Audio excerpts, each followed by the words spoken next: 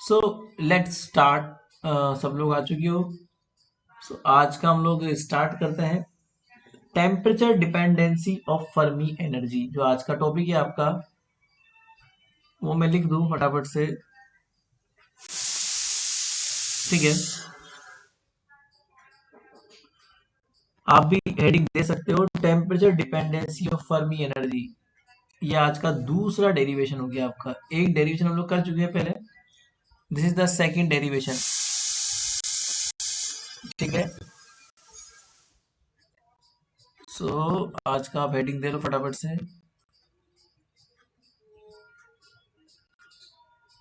Temperature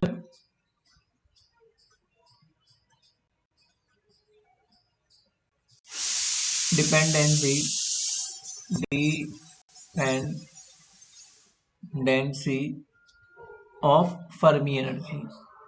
देखो, आप लोगों को ये तो पता ही होगा अब तक तो कि फर्मी एनर्जी लेवल क्या होता है, फर्मी डिस्ट्रीब्यूशन फंक्शन क्या होता है, और किस तरीके से डेंसिटी ऑफ स्टेट्स जमे हुए रहते हैं। अब उस फर्मी एनर्जी के ऊपर टेम्परेचर का क्या इफेक्ट होता है, ये आज हम पढ़ने वाले हैं। वैसे ये क्वेश्चन आपके एग्जाम में बहुत बार आ चुका है, तो ये क्वेश्चन आपके एग्जाम में कब कब आया है मैं आपको लिखवा दे रहा एक बार। ठीक है ना। सबसे पहले ये क्वेश्चन आपके एग्जाम में आया था 2011 में। 2011 का जो क्वेश्चन आपके एग्जाम में आया था वो लिख लो आप लोग। Discuss the effect of,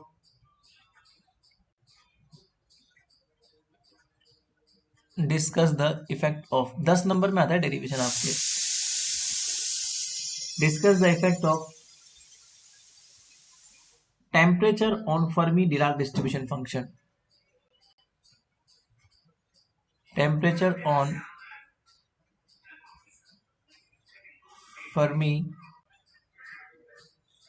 Dirac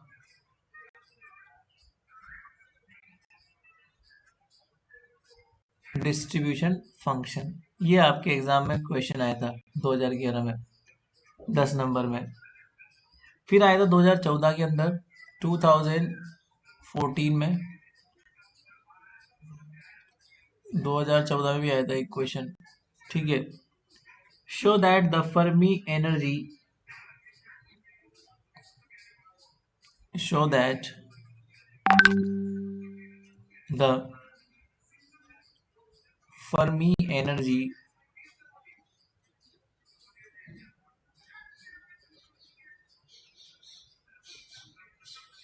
at temperature T, at temperature T is given by, is given by, तो ये जो फॉर्मूला है ये आपको डिराइव करना होता है। फर्मी एनर्जी का जो फॉर्मूला है वो ये होता है जो टेम्परेचर पर डिपेंड करता है। तो Fermi energy, Fermi level at 0 kelvin, मतलब E F naught 1 - pi square upon 12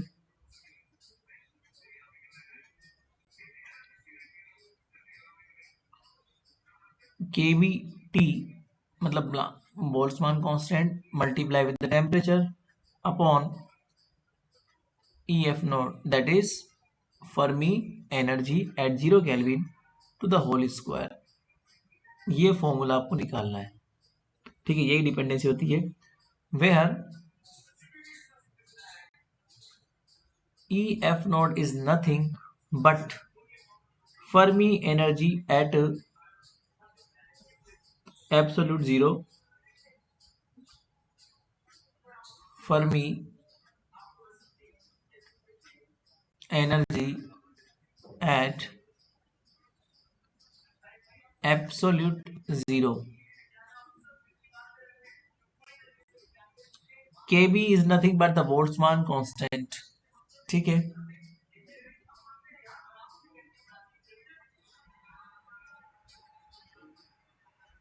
Boltzmann constant. ठीक है, ये क्वेश्चन था। इसी टाइप का एक और क्वेश्चन आपके 2016 में भी आया था। सभी क्वेश्चंस का आंसर सेम है। 2016 में क्या आया था, what do you understand by, what do you understand by what do you understand by Fermi energy? Fermi energy से आप क्या समझते हो? Discuss the temperature variation. इसका आपको टेम्परेचर वेरिएशन डिस्कस करना है। Discuss the temperature variation.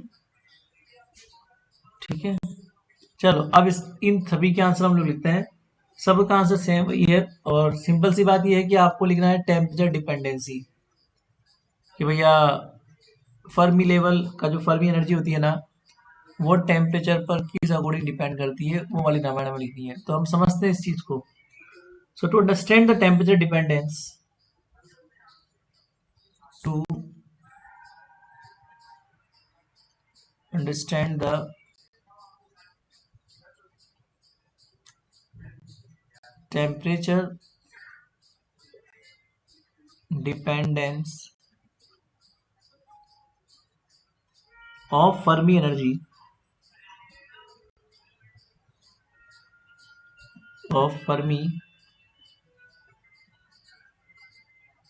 Energy we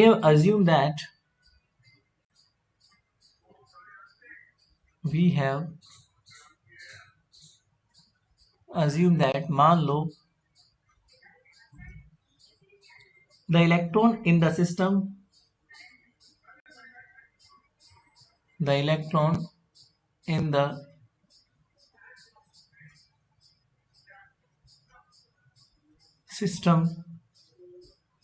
at absolute temperature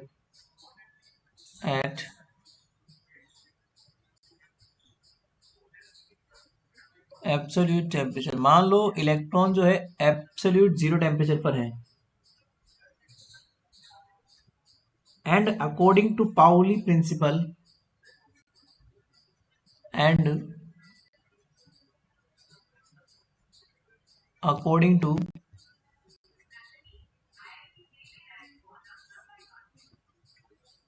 principal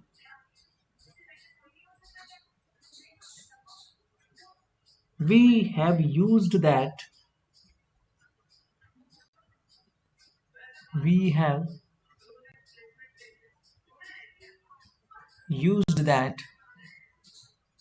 all electrons occupied up to Fermi energy, all electrons occupied up to Fermi energy. ये बात पता है आप लोगों को? ये बात हम लोग बहुत बार डिस्कस कर चुके हैं, बहुत बार, कि जब जीरो केल्विन टेम्परेचर होता है या फिर एब्सोल्यूट जीरो टेम्परेचर होता है, तो एब्सोल्यूट जीरो टेम्परेचर पे क्या होता है कि सारे इलेक्ट्रॉन वैलेंस बैंड में रहते हैं। और आप खुद जानते हो वैलेंस बैंड कंडक्शन बैंड के बीच में जो लेवल होता है वो फर्मी लेवल होता है। तो अल्टीमेटली फर्मी लेवल के नीचे सारे क्या होते हैं, इलेक्ट्रॉन भरे हुए रहते हैं, और फर्मी लेवल के ऊपर सारे लेवल खाली होते हैं। क्यों? वो कंडक्शन बैंड है, नीचे वैलेंस बैंड है, तो सारे इलेक्ट्रॉन कहाँ रहते हैं, नीचे रहते हैं। तो पाउली ने यही बात बोली थी कि एक लेवल में दो इलेक्ट्रॉन रह सकते हैं और फर्मी लेवल के नीचे के सारे लेवल्स भरे हुए रहते हैं, क्योंकि वो वैलेंस लेवल कहलाते हैं। ठीक है, नाउ वी नो दैट, अब क्या होगा, we know that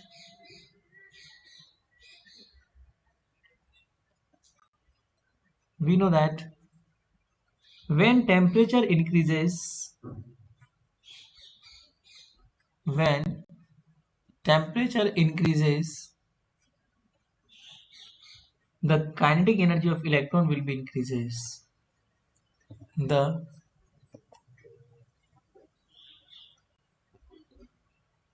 kinetic energy of electron also increases. As the result,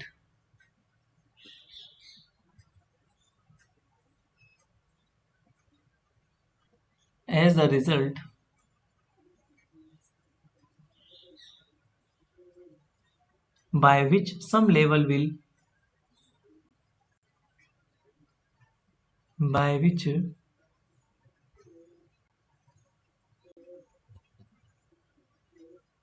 some level will occupied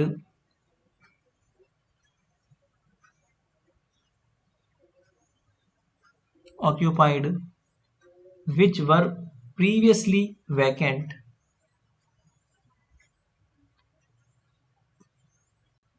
which were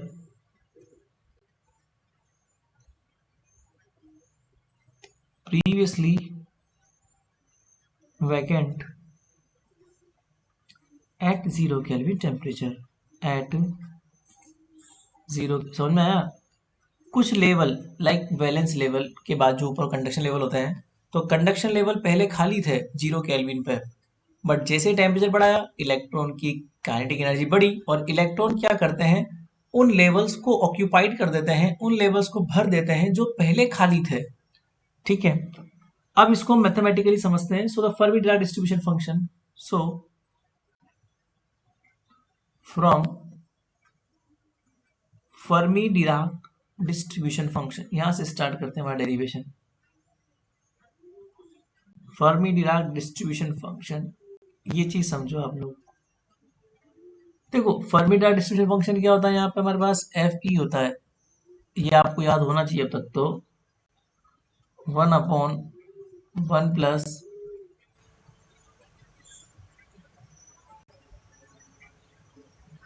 one upon one plus exponential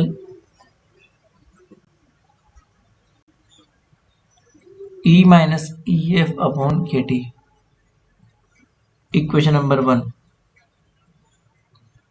ठीक है, let dE is the density of state,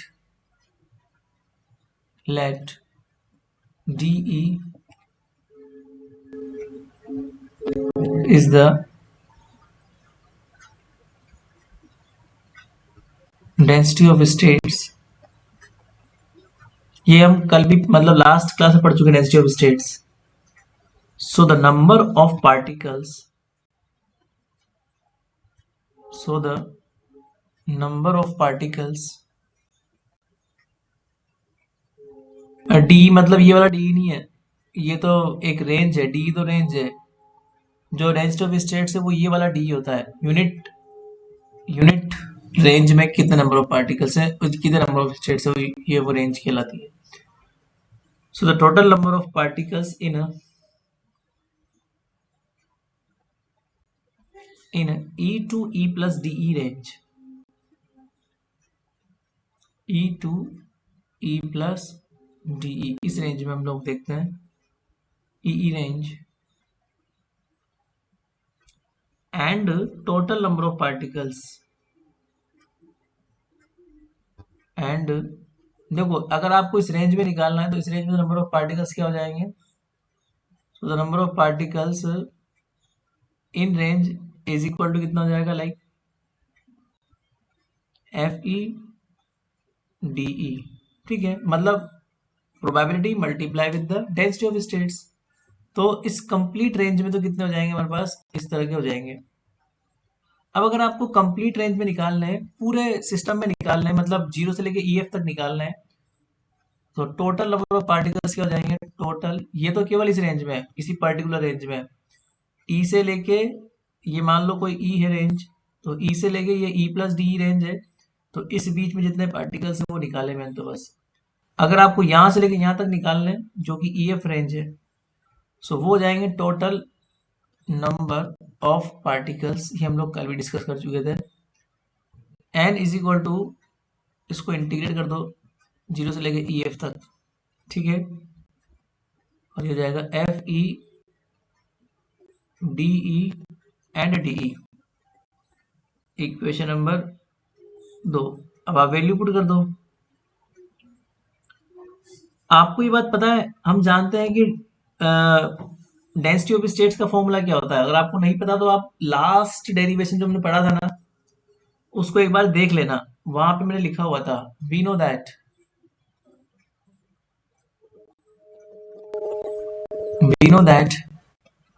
density of states,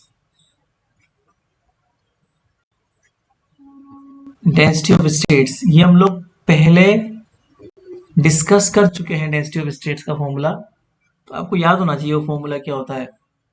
last derivation में हम लोग discuss कर चुके हैं। D बराबर क्या होता है, v upon 2 pi square and 2m upon h का square 2m upon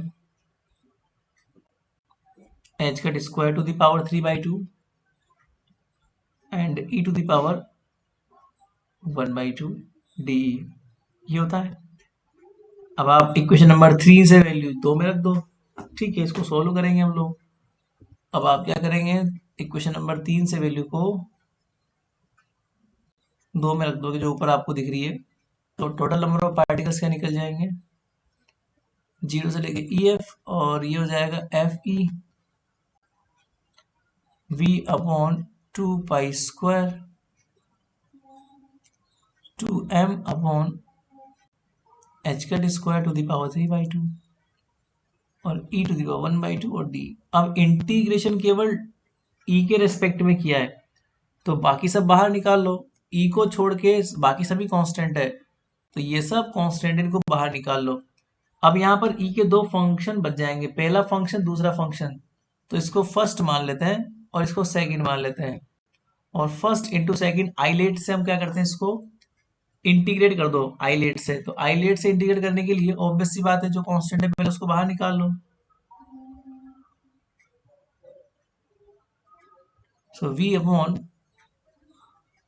2 pi square 2m upon h का square to the power 3/2 and ये फर्स्ट इंटू सेकंड से इंटीग्रेट करोगे तो फर्स्ट वाला तो एज इट इज होता है, सेकंड वाले का इंटीग्रेशन तो e टू द पावर 1/2 का इंटीग्रेशन हो जाएगा, पावर बढ़ जाती है और एक नीचे आती है, मतलब कि 3/2 नीचे आएगा तो 2/3 हो जाएगा यहाँ पे, और ये नीचे आएगा तो ये नॉर्मली क्या हो जाएगा, e टू द पावर 3/2। ये मैंने क्या करा, अंडर रूट ई को इंटीग्रेट कर दिया और लिमिट लगा दो 0 से लेके EF तक की, माइनस इंटीग्रेशन पहले वाले का डिफरेंशिएशन, तो पहला फंक्शन क्या है, FE है, और इसको डिफरेंशिएट कर दो तो ये कितना हो जाएगा 2/3 और e to the power 3/2 D. अब फिर से हम इसको करेंगे थोड़ा सा, तो नॉर्मली जब आप इसको करोगे तो अपर लिमिट में तो क्या हो जाएगा, ये वैल्यू आ जाएगी, बट लोअर लिमिट में e की वैल्यू 0 है, तो ये पीछे वाला तो आप लोग लिखिए, तो v upon 2 pi square 2m upon h का 3/2, अपर लिमिट में तो वैल्यू पुट कर दोगे आप लोग। तो अब एक चीज समझना, अपर लिमिट में ये प्रोबेबिलिटी है, FE इज सिंपली प्रोबेबिलिटी, तो 0 से EF रेंज के अंदर प्रोबेबिलिटी कंप्लीटली 1 होती है, क्योंकि ऑब्वियस सी बात है सारे इलेक्ट्रॉन 0 से EF के बीच में ही पाए जा रहे हैं, तो इस रेंज के बीच में इलेक्ट्रॉन के पाए जाने की प्रायिकता अधिकतम होती है, अधिकतम मतलब कि मैक्सिमम मतलब 1। तो इस रेंज में अगर हम स्टडी करते हैं तो इस 0 से EF रेंज में फर्मी डिस्ट्रीब्यूशन फंक्शन की वैल्यू 1 होती है। मैंने आपको एक ग्राफ भी दिखाया था, उस ग्राफ में देखा था अपन ने कि 0 से EF रेंज में पार्टिकल कंप्लीटली भरे हुए हैं, तो वहां पर पाए जाने की प्रायिकता पूरी 1 है, तो इसकी वैल्यू तो 1 हो जाएगी, बस आपको EF का वैल्यू पुट करना है।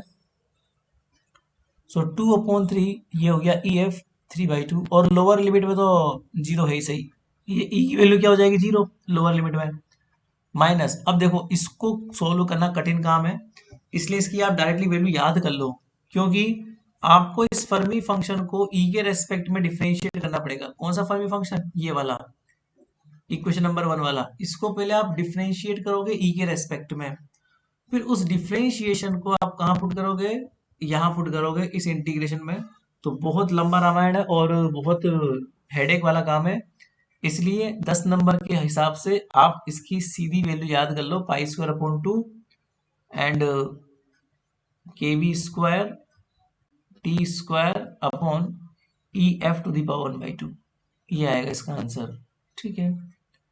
तो ये टोटल नंबर ऑफ पार्टिकल्स आप निकाल सकते हो। अब हम ये बात बोलते हैं कि 0 केल्विन पर क्या रामायण होती है, तो इसको हम 0 केल्विन पर भी देख लेते हैं भैया, 0 केल्विन पर क्या होता है। सो एट 0 केल्विन अगर टेम्परेचर मान लो 0 हो जाए तो क्या होगा। So at T is equal to 0 kelvin, तो बस पीछे वाला फैक्टर हट जाएगा और क्या। टोटल नंबर ऑफ पार्टिकल्स क्या हो जाएंगे, v upon 2 pi square 2m upon H cut square to the power 3/2, यहाँ बच जाएगा 2/3 EF 3/2 माइनस 0, खत्म, क्योंकि t बराबर 0 है। अब इसमें जो कट गया वो कट गया, 2 से 2 कट गया, ठीक है। और बस, और तो क्या ही कट रहा है। अभी कितना बचा वो देख लो आप लोग, ये बचेगा 3,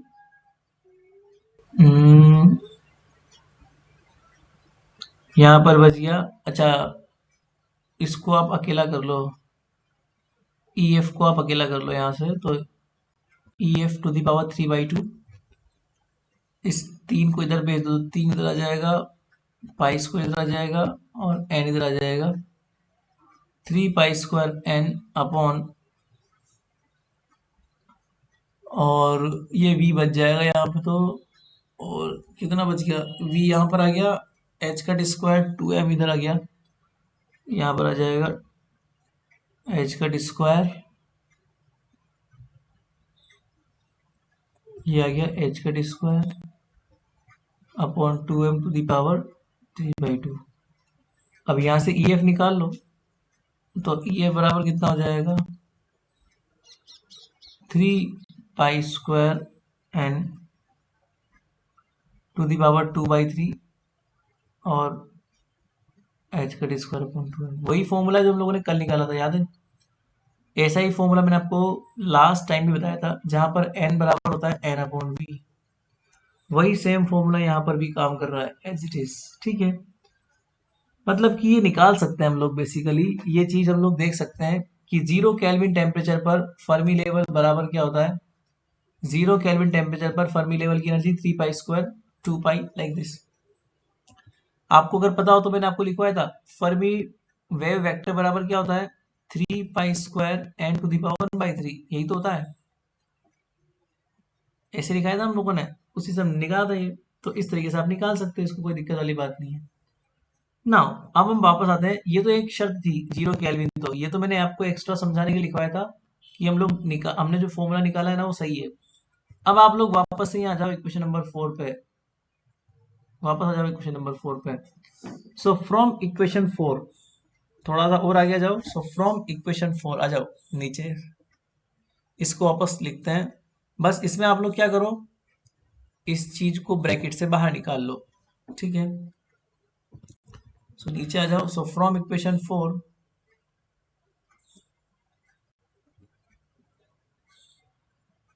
n is equal to v upon 2 pi square and 2m upon h cut square to the power 3/2 and 2/3 ultimately EF to the power 3/2। ये ब्रैकेट से बाहर निकालोगे तो यहाँ पर जाएगा 1, और यहाँ पर जो था वो तो है ही सही, पाई square upon 12 KB square T square upon EF square, और जो आपने बाहर निकाला उसको उल्टा मल्टीप्लाई कर दो। सो 3/2 और EF टू द पावर -3/2, खत्म काम। सोल्व कर लो इसको। सोल्व करने के बाद में बस ये जो फैक्टर इसको इधर ले जाओ, ये सभी फैक्टर, ये 2 से 2 कट गए यहाँ पे, बाकी सब इधर ले जाओगे तो कितना हो जाएगा, 3 pi square n upon v। ये 3 को भी उधर ले जाओ LHS में, इसको भी LHS में ले जाओ, पाई स्क्वायर को भी LHS में ले जाओ, ये सब ले जाओगे तो यहाँ पर कितना बच जाएगा, h cut square upon 2m to the power 3/2 it equal to the EF to the power 3/2, 1 minus ये बच गया 3 पाई स्क्वायर अपॉन 24, क्योंकि ये कट गया मेरे पास 4 बार, और नहीं काटोगे तब भी 3/12 × 24 बच ही जाएगा, नहीं काटोगे तब भी बचेगा इसे, वो तो ठीक है। काट दोगे तो 4 दूनी 8 हो जाएगा और कुछ नहीं है, वरना 3/24 बचेगा और ये हो जाएगा EF⁻², और बाकी KB²T² में कोई चेंज नहीं है। अब देखो ये चीज हमारे पास थी EF नोड,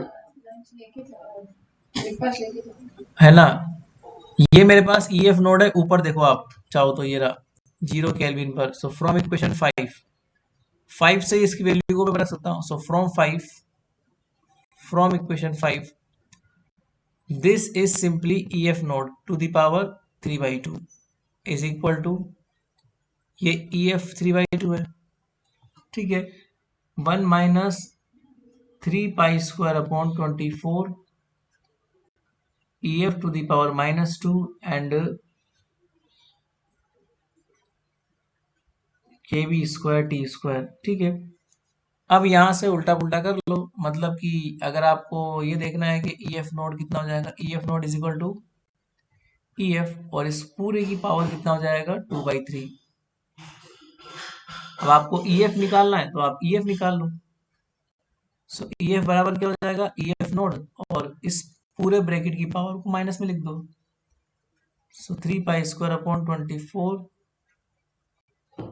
और KB²T²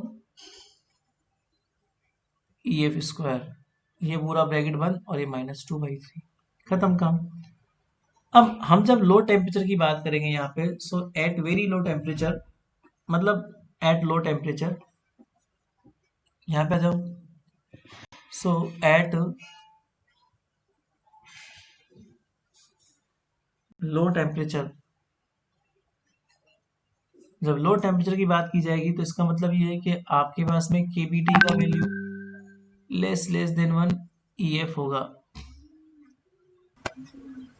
KBT का वैल्यू क्या होगा, लेस देन 1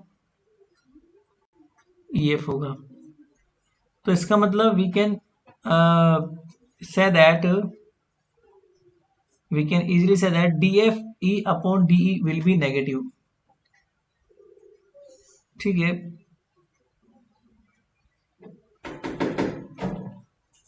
इस स्थिति में क्या होगा, DFE/DE विल बी नेगेटिव, मतलब ये जो फॉर्मूला है वो प्लस में आ जाएगा। अल्टीमेटली इसकी वैल्यू नेगेटिव आ जाएगी, तो ये जो अपन लोगों ने ऊपर डिराइव किया है ना, ये सारा काम उल्टा हो जाएगा। मतलब कि अगर ये फैक्टर नेगेटिव में आ गया, इस फैक्टर के नेगेटिव में आते ही यहाँ पर प्लस आ जाएगा, फिर यहाँ प्लस आएगा, ठीक है, फिर यहाँ प्लस आएगा, यहाँ प्लस आएगा, हर जगह प्लस आएगा। सो एट लास्ट मेरे पास ये बच जाएगा कि जो EF का फॉर्मूला है, EF बराबर क्या हो जाएगा, EF नॉट 1 प्लस, ठीक है, 3π² 24 K²T² टू द पावर -2/3। अब ये हम ये बात जानते हैं कि 1 प्लस एक्स की पावर n बराबर 1 प्लस nx होता है जब x की वैल्यू 1 से छोटी होती है। यहाँ पर भी वही कंडीशन है, ये कहलाता है binomial expansion, this is simply called binomial expansion, this is simply called binomial expansion. यहाँ पर भी वही रामायण है, देखो KB is less than EF, so we can say that KB/T EF is less than 1। तो आप पावर को आगे ला सकते हो, मतलब बाइनोमियल एक्सपेंशन कर सकते हो। तो जैसे आप बाइनोमियल एक्सपेंशन करोगे तो यहाँ कितना हो जाएगा, 1 minus 2/3 multiply with the 3π²/2 KB²T²/EF², 2 से ये कट जाएगा, 12 टाइम ये कट जाएगा, लाइक दिस। बचा कितना लास्ट में answer, EF is equal to EF naught 1 minus π²/12 KB²T²/EF²। ये वही फॉर्मूला है जो आपको प्रूफ करना था। Is it? यही तो फॉर्मूला आपको प्रूफ करना था, सो हैंस प्रूव्ड। और यही टेम्परेचर डिपेंडेंट एनर्जी लेवल कहलाता है। आपका फर्मी लेवल इसी अकॉर्डिंग टेम्परेचर पर डिपेंड करता है। This is simply temperature dependent Fermi level. ठीक है, इसी चीज को बोलते हैं टेम्परेचर डिपेंडेंट फर्मी लेवल। चलिए ठीक है, यहाँ तक का डेरिवेशन था और यहीं तक आपको पढ़ना था।